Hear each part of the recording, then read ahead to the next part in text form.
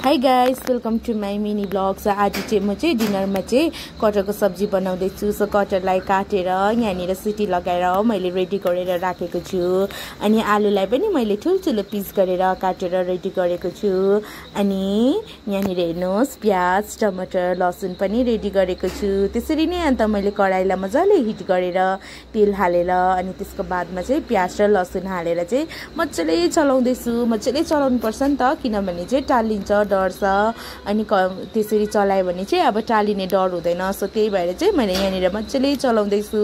अनि प्याजलाई चाहिँ अलिक एकछिन ब्राउन गर्नुपर्छ नि त, त्यसरी पकायो भने चाहिँ एकदम मिठो हुन्छ, ग्रेभी पनि मजाले निक्लिन्छ। सो त्यही भएर चाहिँ मैले प्याजलाई चाहिँ मजाले पकाउँदैछु। सो अलिक प्याज पनि ब्राउन भइसक्यो। अनि त्यसको बादमा चाहिँ मैले यहाँनिर टमाटर जुन चाहिँ अगाडि काटेर राखेको थिएँ टमाटर, त्यो एड गर्दैछु। अनि नुन चाहिँ तपाईँले आफ्नो आफ्नो स्वादअनुसार हाल्न सक्नुहुनेछ। अनि हल्दी पाउडर, अनि त्यहाँदेखिको तिखा लाल। सो तपाईँले पिरो खानु हुँदैन भने चाहिँ तपाईँहरूले रेड कलर पनि चलाउन सक्नुहुनेछ। सो कलर नहाल्दा पनि हुन्छ। त्यसरी नै मैले यहाँनिर जिरा पाउडर, धनियाँ पाउडर जुन चाहिँ मैले रेडिमेड घरमा बनाएर राखेको छु त्यो लगाएर चाहिँ मजाले चलाउँदैछु। मजाले चलाउनुपर्छ, मसला हालेपछि छिटै डढिहाल्छ नि त। सो कराईमा पुरा टालिहाल्छ, त्यही भएर चाहिँ छिटो छिटो गरेर मैले चलाएर चाहिँ यहाँनिर मसला पाक्नुको लागि चाहिँ मैले यहाँनिर अलिकति पानी हालेर चाहिँ यहाँ मसलालाई चाहिँ मजाले पकाउँदैछु।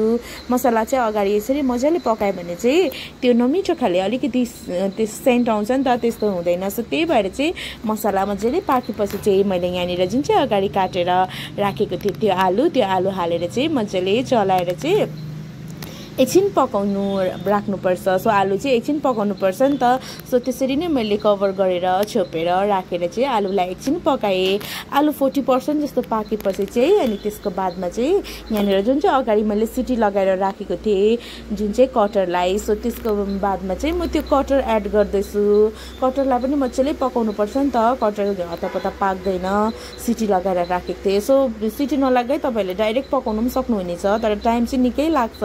सो त्यही भएर चाहिँ मैले कटहरलाई अगाडि नै सिटी लगाएर राखेको छु। त्यो कटहरलाई सिटी लगाएर चाहिँ मजाले पानी हालेर चाहिँ मसलाहरू मजाले पसोस् भनेर चाहिँ मैले मजाले छोपेर पकाएँ। सो हेर्नुहोस्, कटहर मजाले पाक्यो, एकदमै टेस्टी भयो। हेर्नुहोस् है, देख्दा पनि कति राम्रो, हेर्नुहोस् है। सो गाइस, मैले चाहिँ आज डिनरमा यो बनाएँ। तपाईँहरूले पनि ट्राई गर्नुहोस् होला, यसरी बनाएर खानु।